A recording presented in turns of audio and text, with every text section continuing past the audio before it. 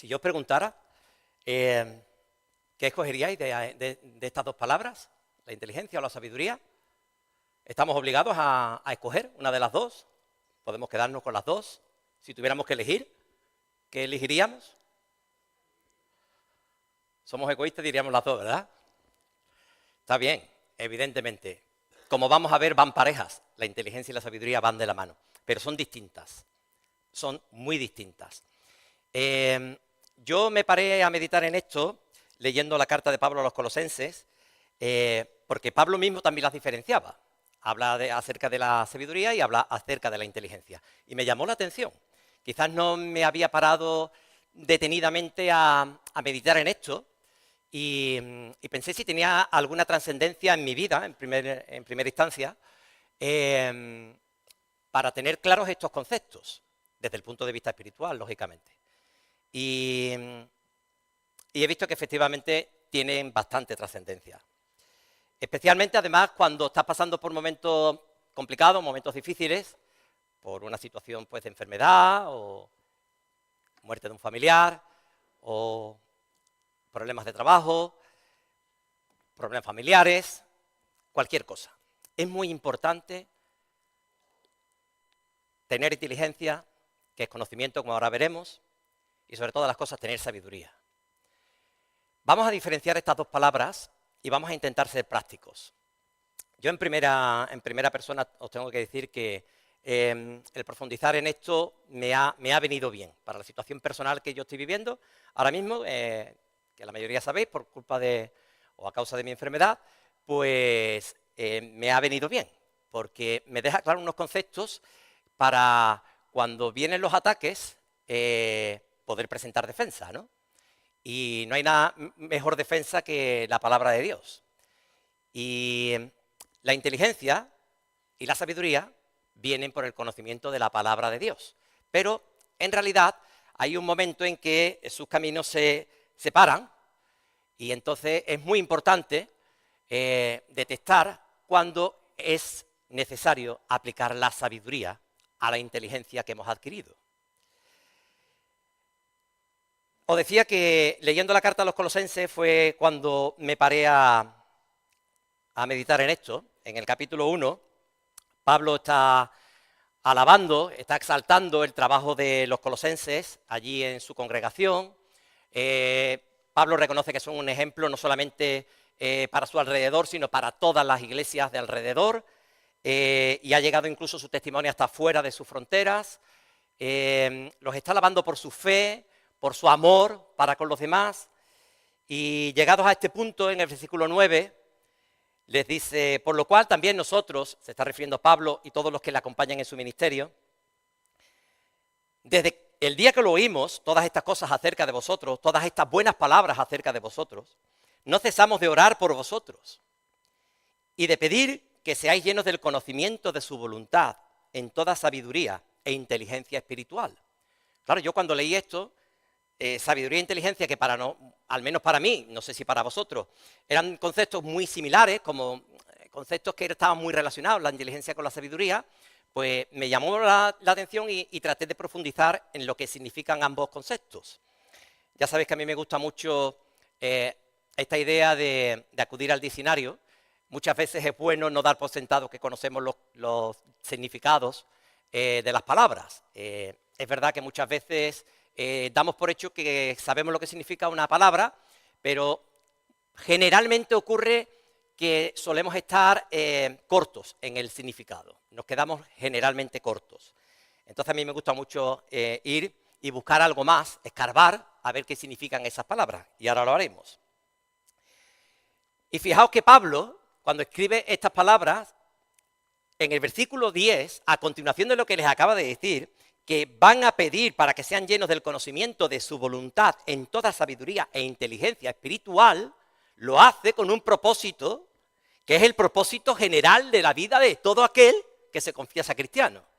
Porque fijaos lo que dice, para que andéis como es digno del Señor, agradándole en todo, llevando fruto en toda buena obra y creciendo en el conocimiento de Dios, fortalecidos con todo poder, conforme a la potencia de su gloria, para toda paciencia y longanimidad. Y ya no quiero seguir leyendo para no extenderme mucho más. O sea que Pablo enlaza que el conocimiento, la inteligencia y la sabiduría espirituales nos sirven para que andemos conforme a lo que Dios quiere de nosotros. A mí esto me siguió llamando poderosamente la atención, porque si yo no tengo inteligencia y sabiduría espirituales, no voy a discernir lo que Dios quiere para mí. Yo sé que muchos de vosotros aquí, los que estamos familiarizados con la palabra de Dios, yo os podría preguntar ahora, ¿qué dice Juan 3:16? Lo contestaríamos, ¿verdad?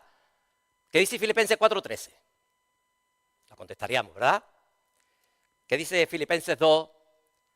Por nada estéis afanosos, sino sean conocidas todas vuestras peticiones en oración y ruego, con acción de gracias. ¿Tenemos conocimiento? Sí. Muchos de nosotros podemos decir que, bueno, dentro de un orden tenemos conocimiento de la palabra de Dios. Ahora bien, ese conocimiento que tenemos de la palabra de Dios, todas esas promesas, más de 1500 promesas que existen en la palabra de Dios acerca de nosotros, realmente las aplicamos cuando llegan los momentos necesarios para aplicarlas. Eso es lo que realmente distingue al conocimiento, la inteligencia, de la sabiduría. Mirad, me llama muchísimo la atención que Pablo diga que para que andemos como es digno del Señor, agradándole en todo, llevando fruto en toda buena obra, creciendo en el conocimiento de Dios, fortalecidos con todo poder, conforme a la potencia o al poder de su gloria, para tener paciencia y longanimidad. Longanimidad, ¿sabéis lo que es, no? ¿Alguien podría decir en pocas palabras qué significa la longanimidad? No, eso es longevidad. Longanimidad es tener paciencia con lo que estamos sufriendo. A pesar de estar sufriendo, tener paciencia y saber esperar. Eso es longanimidad. Y esto no lo vamos a conseguir como no sea por medio, dice Pablo, y Pablo, que yo sepa, hablaba inspirado por el Espíritu Santo.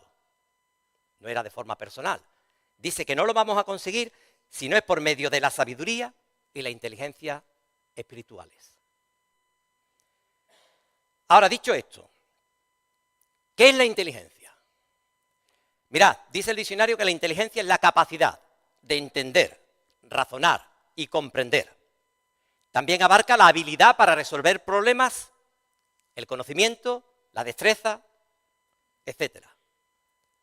Ahora bien, yo os preguntaría, ¿a cuántas personas inteligentes habéis conocido en vuestra vida que nunca usaron su inteligencia conforme a vosotros esperabais? ¿Cuánto nos hemos dicho a personas que hemos conocido personalmente y hemos dicho, con lo inteligente que es, ¿cómo es posible que esté viviendo de esta manera?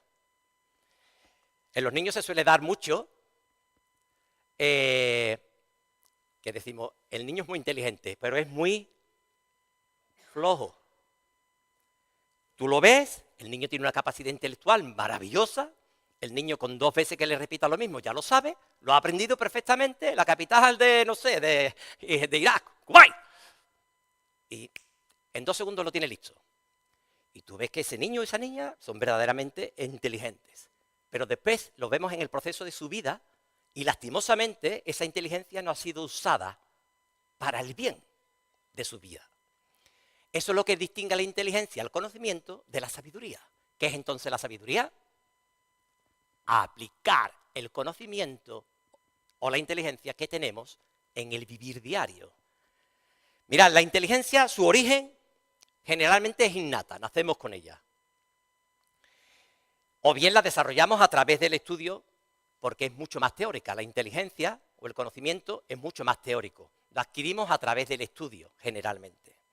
La sabiduría, sin embargo, es la capacidad de usar el conocimiento o la inteligencia y la experiencia que hemos vivido para tomar decisiones sensatas y prudentes. Cuando conocemos a una persona que ha vivido o que vive, la conocemos profundamente porque tenemos cercanía a ella, sabemos distinguir de una persona sabia e inteligente. Quizás hasta ahora no nos habíamos dado cuenta. Pero podemos distinguir a una persona de inteligente a sabia porque la inteligente no tiene por qué tomar buenas decisiones. Espero que no os perdáis en lo que quiero transmitiros. La persona que es inteligente no tiene que necesariamente tomar buenas decisiones. Sin embargo, la persona sabia toma buenas decisiones. Eso es lo que distingue a una de la otra. Entonces el conocimiento está muy bien, adquirir conocimiento e inteligencia está muy bien, pero si eso no lo aplicamos en nuestra vida, no seremos personas sabias. El origen de la sabiduría, pues evidentemente, se adquiere a través de la experiencia, conforme vamos viviendo, la reflexión en lo que estamos viviendo y la madurez a lo largo del tiempo. Seguramente, los que estamos familiarizados con la palabra de Dios, podríamos decir, como ejemplo de esto, a Job, ¿verdad? Job era una persona que tenía conocimiento. ¿Estamos de acuerdo en esto? ¿Sí? Era un hombre que tenía bastante conocimiento de Dios. Pero los que conocemos el texto, el libro de Job, sabemos que al final de su vida, cuando ha pasado, bueno, al final de su vida no, sino al final del trayecto de prueba que él tiene, porque luego vive muchos más años, pero en ese trayecto de tiempo, él empieza de una forma y ¿cómo termina? Siendo un Job distinto. Un Job que no tenía nada que ver con el principio. Un Job que conocía a Dios profundamente en el principio, sí, pero seguramente le faltaba la sabiduría. Cuando pasó el tiempo de la prueba de Job, en el último capítulo del libro de Job, ¿qué declara Job? De oídas te había oído, mas ahora mis ojos te ven. La experiencia, el tiempo de prueba, de dificultad, le había valido para tener experiencia, vivencias cercanas y personales con Dios. Claro, ¿a quién le gusta sufrir? Yo no creo que haya aquí ninguno que esté sensato y levante la mano diciendo a mí me gusta sufrir. Claro que no. Pero es evidente, y a las pruebas nos remitimos, que muchas veces a través del sufrimiento aprendemos experiencias y los que somos espirituales deberíamos aprender mucho más de tener cercanía con Dios. Porque cuando estamos viviendo dificultades es cuando el conocimiento que tenemos hemos de aplicarlo. Entonces cuando todas esas promesas que hemos leído durante toda nuestra vida, durante tantos años, acerca del trato que tiene Dios con nosotros, es cuando se pueden hacer realidad. Es cuando entonces verdaderamente podemos vivir una experiencia cercana con Dios. Y el Juanmi, que soy yo, para quien no me conozca, que termina la experiencia o que va caminando esa experiencia, será un Juanmi distinto del que empezó. Porque ese es el trato que Dios tiene con nosotros. Yo he puesto de ejemplo a Job, pero ¿quién sería nuestro mejor ejemplo? ¿Quién es nuestro mejor ejemplo? Jesús. Jesús tiene que ser la referencia absolutamente para todo, absolutamente para todo. Si queremos coger un modelo, siempre acudamos a Jesús. Es el modelo por excelencia. Y también es un modelo en esto. Uno podría decir, bueno, Jesús nació siendo ya inteligente y sabio, ¿no? ¿Podríamos decir eso? Jesús es Dios, ¿no? Pues no. Jesús es Dios. No quiero decir que Jesús no es Dios. Jesús es Dios. Pero Él creció en sabiduría. Y me llamó otra vez poderosamente la atención que el maestro, nuestra referencia, también tuviera que ir aprendiendo en el tiempo acerca de la sabiduría. Mirad lo que dice el Evangelio de Lucas en el capítulo 2, en el versículo 52. Jesús era un niño entonces, cuando Lucas está escribiendo este pasaje. Tenía Jesús entonces 12 años. Ahora os voy a contextualizar un poquito esto para que lo sepáis. Pero dice el evangelista Lucas en el versículo 52 del capítulo 2, y Jesús crecía en sabiduría y en estatura, y en gracia para con Dios y los hombres. Jesús, el maestro, también tuvo que ir creciendo. Y creció con las distintas situaciones que él fue viviendo. ¿Cuál es la situación que nos habla aquí Lucas, que le sirvió para tomar conciencia de quién es él? Hasta entonces no podemos, al menos no podemos, porque los evangelios no lo dicen, no podemos saber si Jesús tenía conciencia de quién es él y quién es Dios, su Padre. Pero si nos ceñimos a lo que nos dice el evangelista Lucas, en este texto, en este momento, es cuando Jesús toma conciencia por primera vez de quién es él y quién es su Padre. Mirad, el contexto es que Jesús ha ido al templo. Jesús tiene 12 años, era la fiesta de la Pascua y van todos los judíos, pues tienen la obligación de ir al templo. Sus padres, que viven en Nazaret, van al templo y lo llevan. Y entonces pues va con una caravana de familiares, como era lo lógico, lo normal en las costumbres judías, y aparecen allí en Jerusalén, allí celebran la fiesta, y antes de que termine la fiesta, porque no era obligatorio, con estar 2 días era suficiente, no era necesario estar todos los días, después de estar los 2 días, o más o menos que se calcula que estuvieron, ya se marcharon. Y entonces Jesús, su niño, pues se les despista y se va al templo, donde los maestros, los religiosos de su tiempo, están enseñando, porque en esas fiestas salían los maestros a enseñar al pueblo. Y quien quisiera, pues tenía la libertad de poder escuchar e incluso participar, si tenía edad para hacerlo, lógicamente. En esto es que Jesús, pues se queda allí. Algunos podrían decir, pues vaya José María, vaya padres, ¿no? Que no sabían que Jesús se había perdido. No, no cometamos ese error. José y María se habían despistado porque iban, pues, seguramente cientos de familiares juntos en la caravana. Y lo normal era que los niños pues fueran jugando unos con otros, los primos, en fin, los distintos familiares fueran jugando unos con otros, cuando no los cuidaba el padre, cuando no los cuidaba la madre, cuando no los cuidaba su tío, cuando no los cuidaba su tía, y todos estaban tranquilos de que todos iban en la caravana de vuelta cada uno a su pueblo. Entonces José y María estaban tranquilos en ese sentido. También podría pasar que María pensara, pues están con José, y José pensaba que estaban con María. Lo cierto y verdad es que Jesús se había despistado y los padres no se habían dado cuenta. Y fijaos lo que ocurre allí. ¡Qué maravilla! Regresan los padres asustados, lógicamente, y ya el tercer día, por fin, un día de camino de vuelta, de ida, un día de camino de vuelta, y el tercer día buscándolo. Y ya, por fin, pensando que estaban entre la compañía, pues volvieron y lo hallaron en el templo. Versículo 46. Sentado en medio de los doctores de la ley y oyéndoles y preguntándoles. Y todos los que le oían se maravillaban de su inteligencia y de sus respuestas. Cuando le vieron, los padres se sorprendieron y le dijo su madre, hijo, ¿por qué nos has hecho así? He aquí tu padre y yo te hemos buscado con angustia. Entonces él les dijo, 12 años. Entonces él les dijo, ¿por qué me buscabais? ¿No sabíais que en los negocios de mi padre me es necesario estar? Pregunto, ¿algún niño judío podría hablar en estos términos?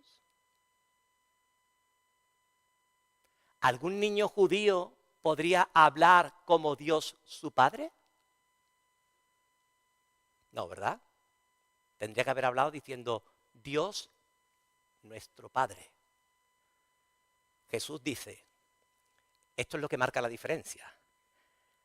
¿No sabíais que en los negocios de mi Padre me es necesario estar? Hasta el punto que dice el versículo siguiente, más ellos no entendieron las palabras que les habló. Evidentemente que no le entendieron. Ahora pregunto, María tenía conocimiento de quién iba a ser Jesús, ¿no? Que yo sepa, cuando Jesús le fue anunciado a María por el ángel, ya le dijo que iba a ser un gran varón, aquel que heredaría el reino eterno prometido de David. Lo recordáis, ¿verdad? El ángel Gabriel.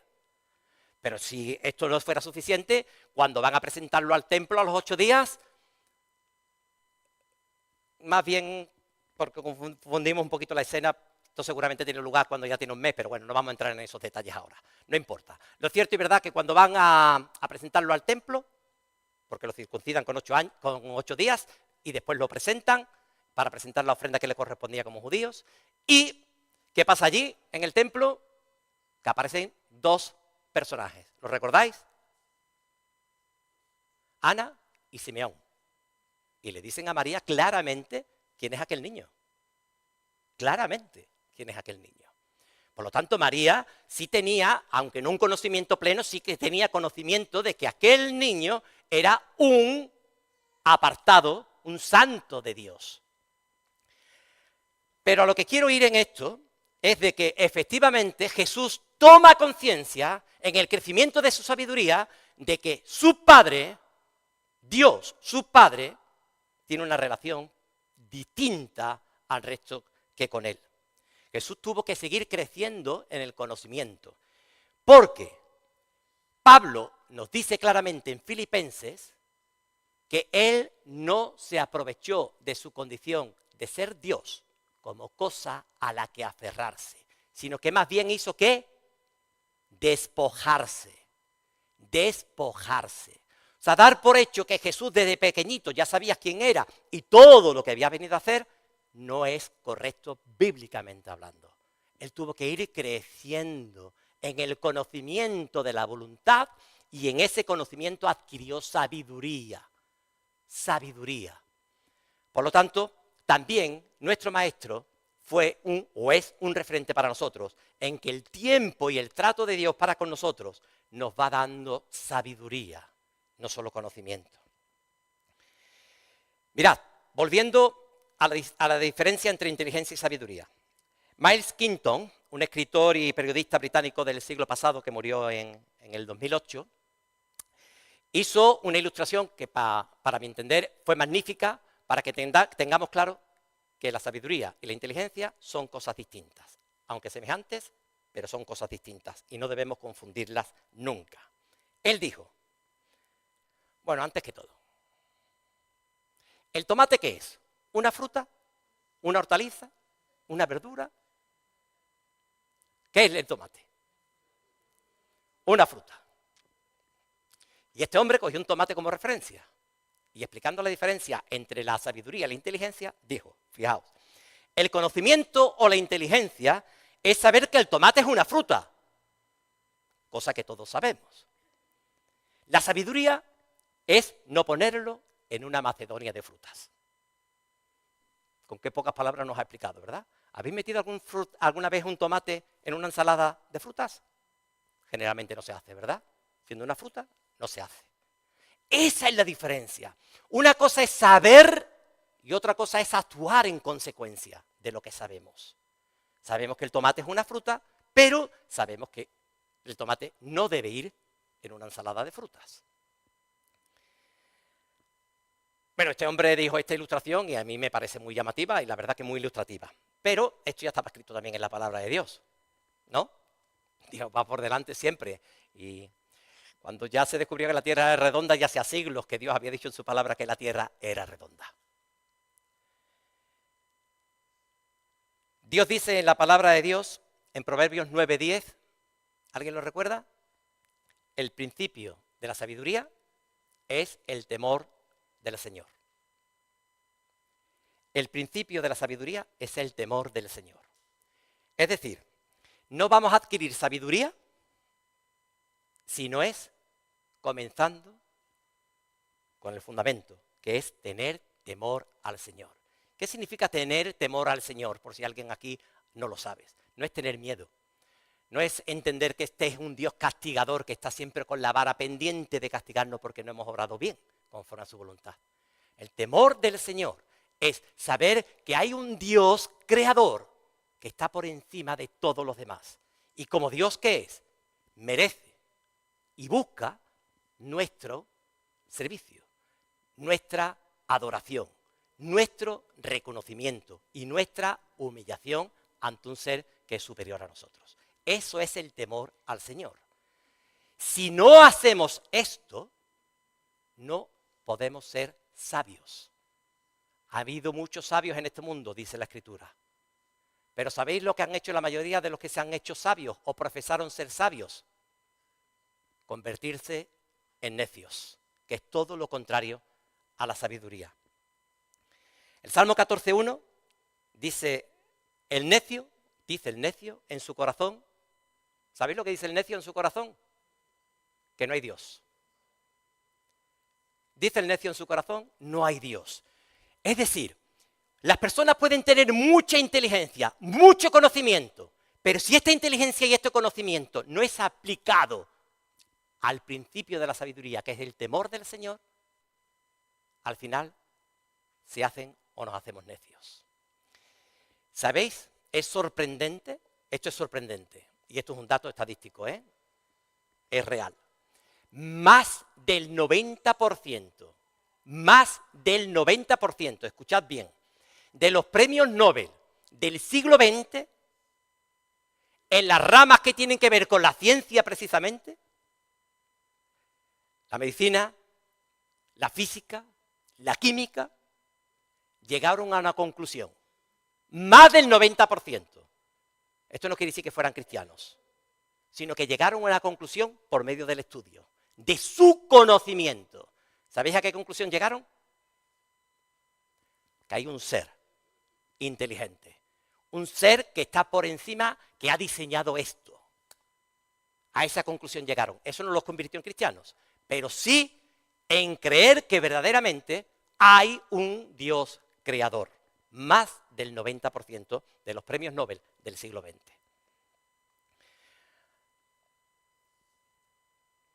El apóstol Pablo hace una declaración que desgraciadamente el mundo no ha querido escuchar, pero que es una realidad que podemos ver diariamente.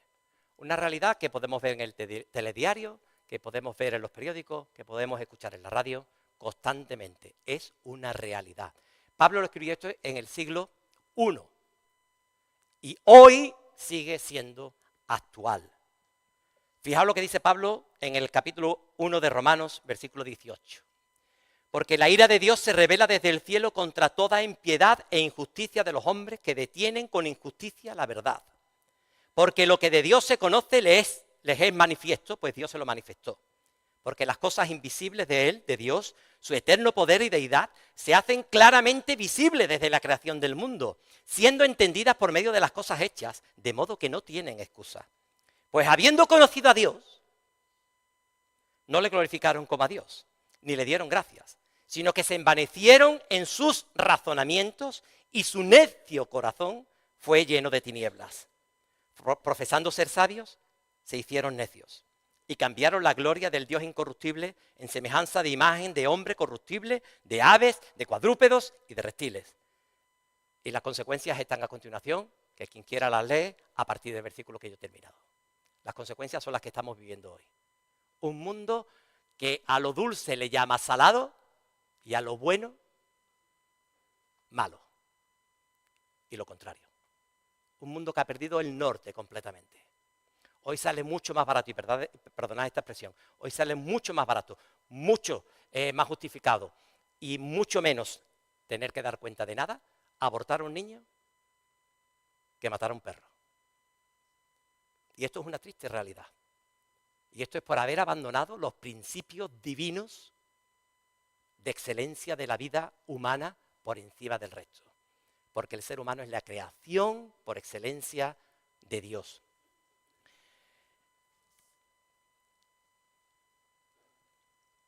Mirad, cuando tenemos mucho conocimiento de cualquier cosa, de cualquier materia, de cualquier tema, de cualquier asunto, si no lo trasladamos a la práctica, entonces nuestra vida es un desastre. Es un absoluto desastre. ¿Los demonios tenían conocimiento de quién era Cristo? Absoluto. Absoluto.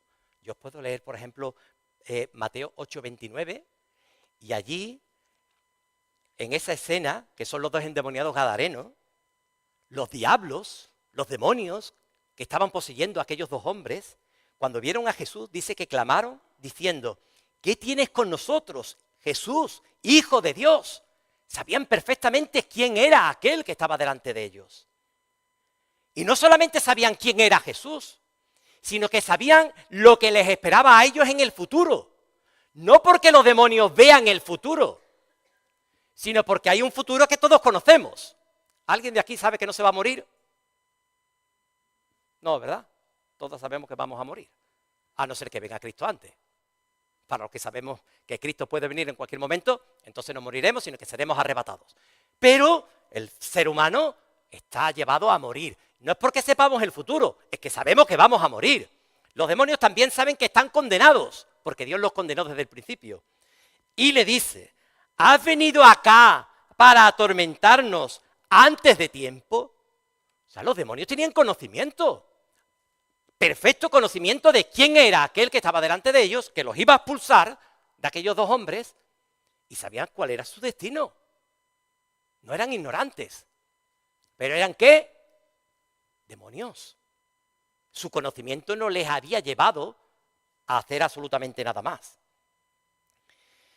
Mira, si yo os preguntara por un caso extremo, bíblico, acerca de demostrar la sabiduría, ¿cuál se os ocurre? Bueno, lo voy a decir yo. Salomón. Salomón, cuando iba a ser nombrado rey de Israel, hizo una petición a Dios, una solo. ¿Sabéis cuál fue, verdad?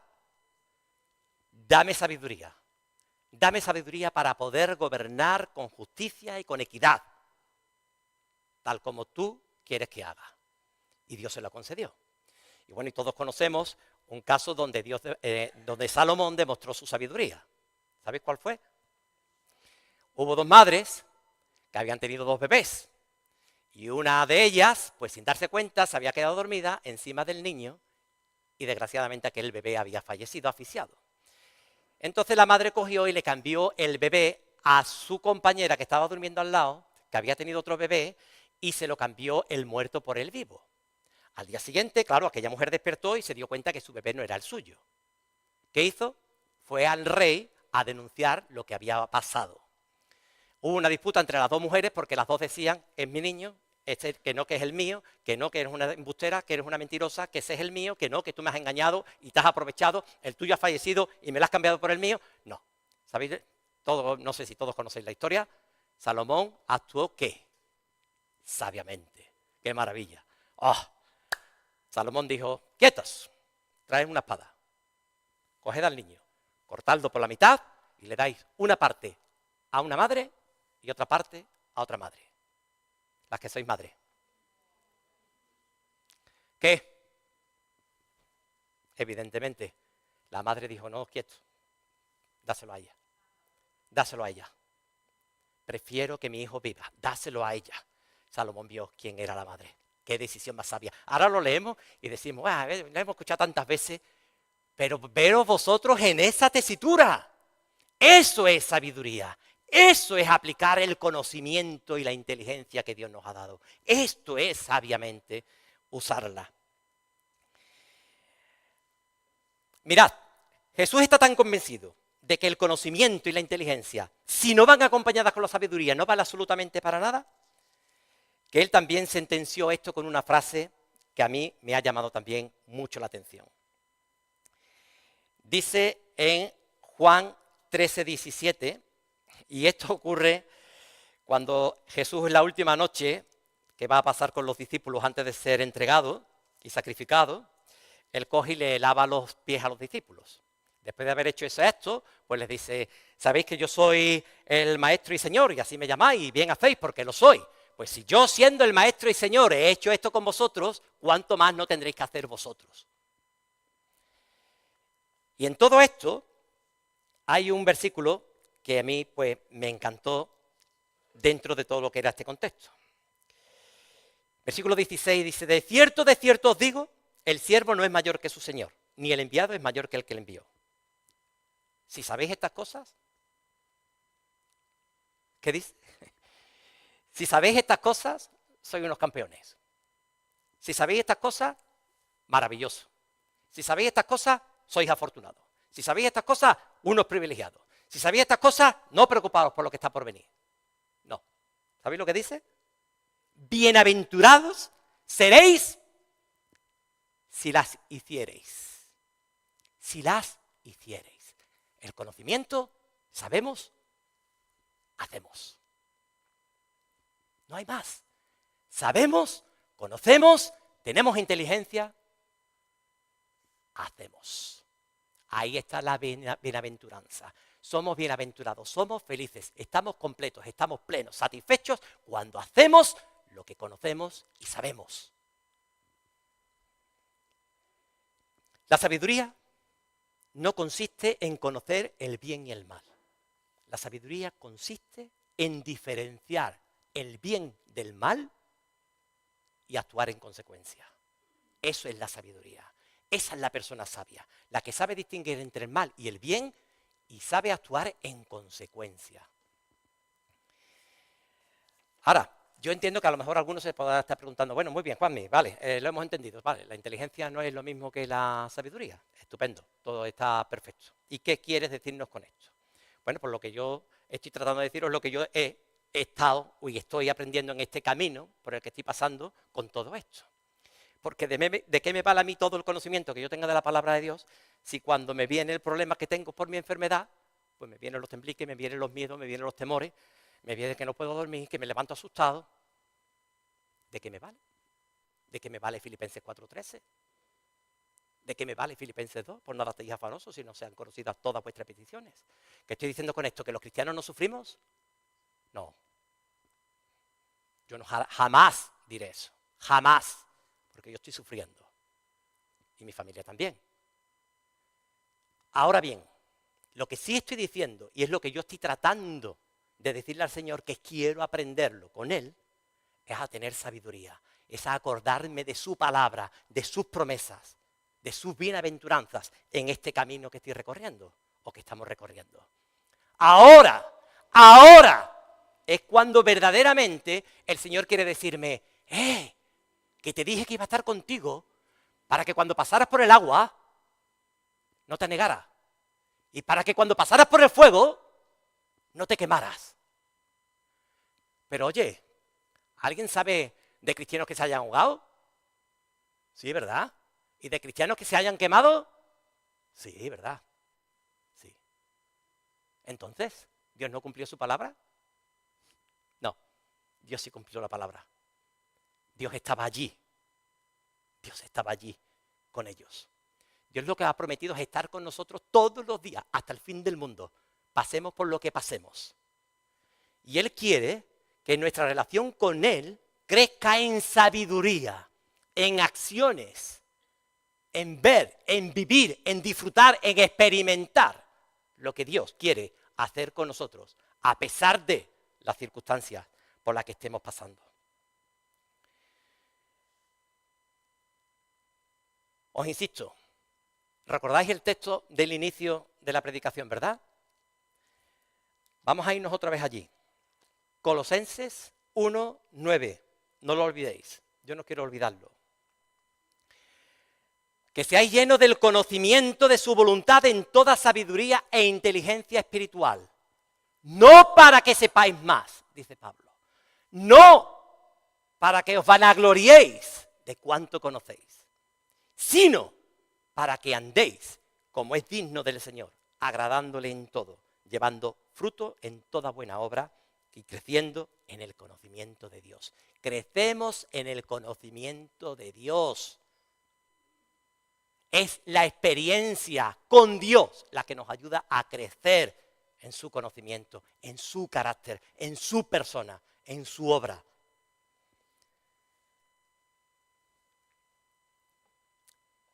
Mira, yo hay una serie de textos que me he dado cuenta en este transcurso de tiempo que si estos personajes que escribieron estos textos no hubieran pasado por esas circunstancias, hoy no los tendríamos. Y a mí me apenaría mucho.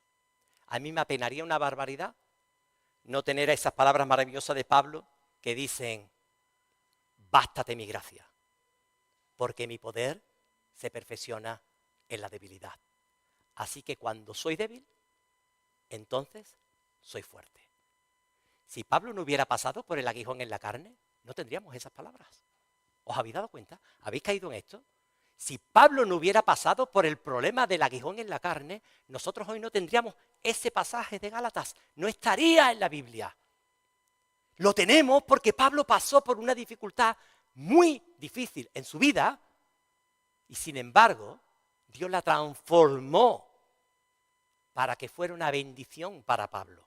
El Pablo de antes era distinto al de después, porque entonces aprendió y convivió con la experiencia de mi poder se perfecciona en la debilidad. Entonces, cuando soy débil, soy fuerte.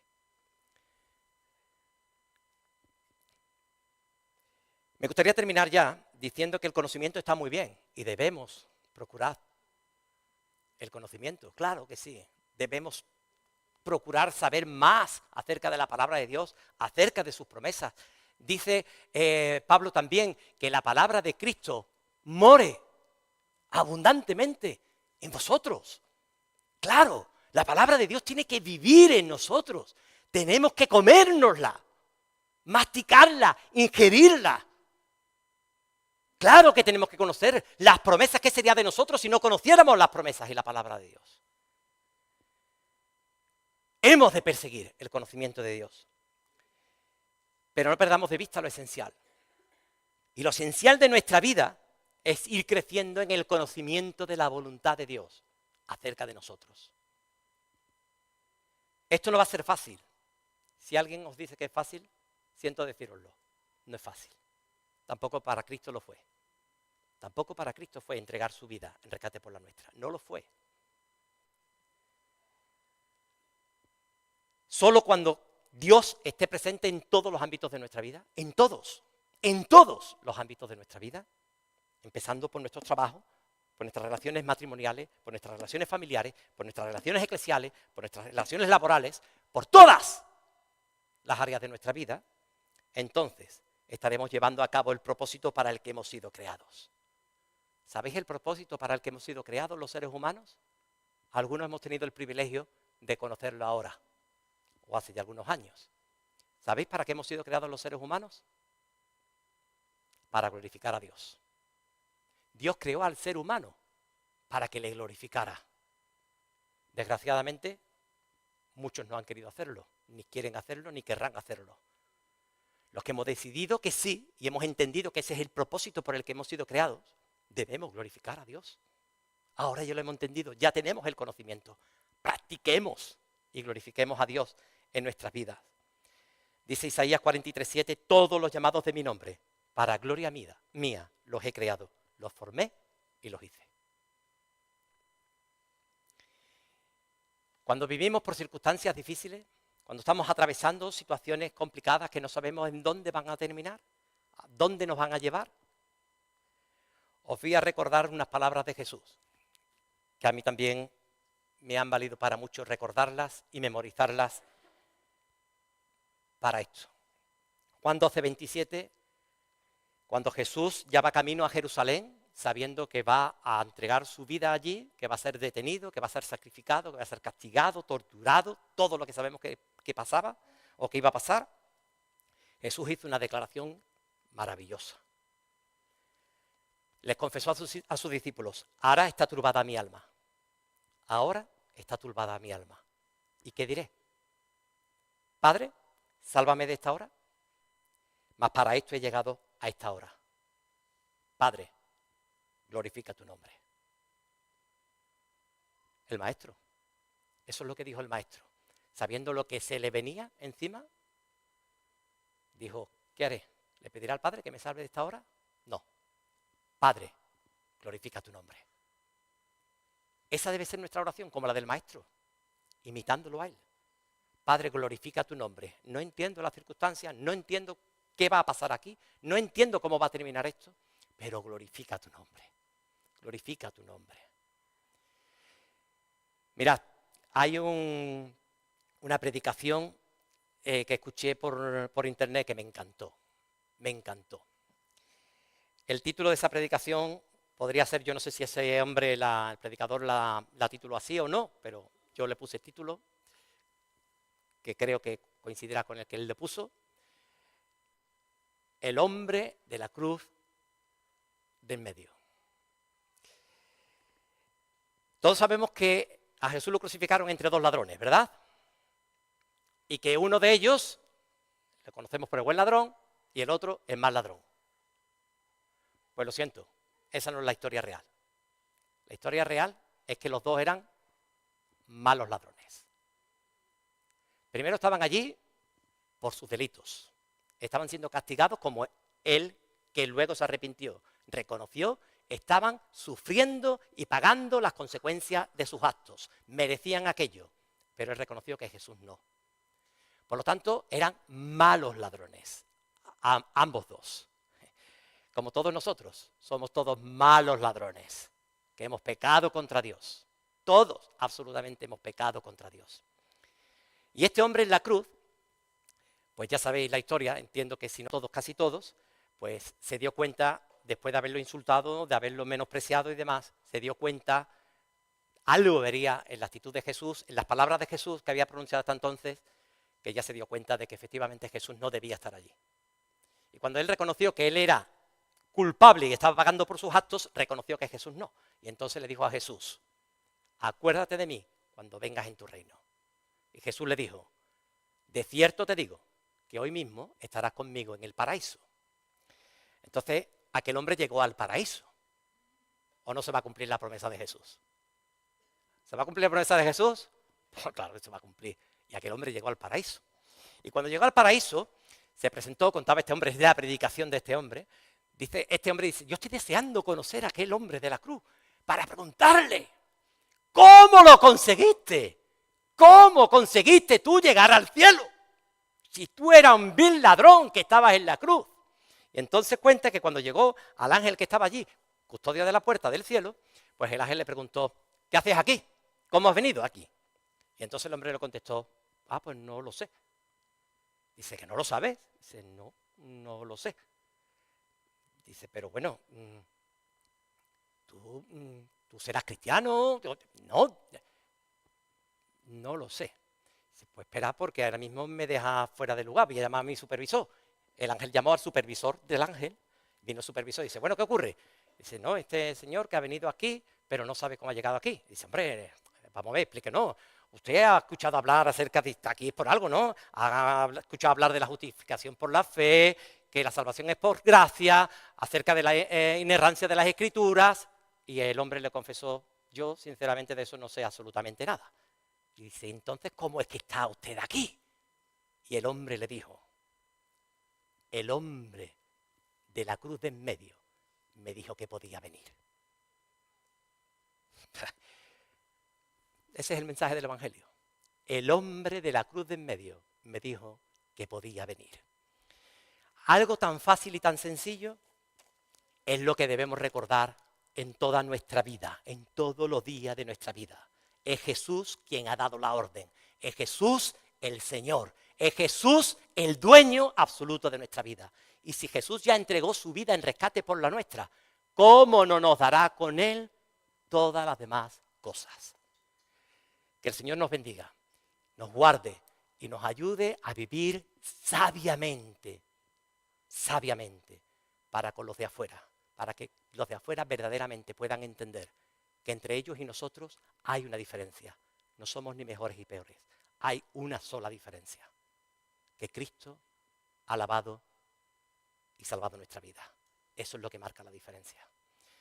Padre que estás en los cielos, jamás tendremos tiempo para decirte lo agradecido que estamos por habernos salvado de la muerte y de la condenación eterna, Señor. Afortunadamente nos has regalado la vida eterna y allí podremos estar toda la eternidad agradeciéndote día tras día que Cristo Jesús muriera por nosotros. Ahora hemos sido librados del infierno, sí, pero el cielo no es haber sido librados del infierno, que también, solamente eso no, sino que en el cielo estás tú. Y donde tú estás, tú quieres que nosotros estemos contigo. Y esto nos maravilla, este pensamiento nos maravilla y nos sorprende. Así que, oh Señor, ayúdanos a acoger tu palabra y grabarla en nuestro corazón y en nuestra mente, para que todos los días de nuestra vida tu palabra nos alimente y nos sirva y nos fortalezca en medio de las pruebas y de las tribulaciones, para que nuestra vida te honren y te glorifiquen a ti, que eres nuestro Dios y nuestro Salvador. Por Jesucristo tu Hijo, te honramos y te glorificamos por los siglos de los siglos. Amén.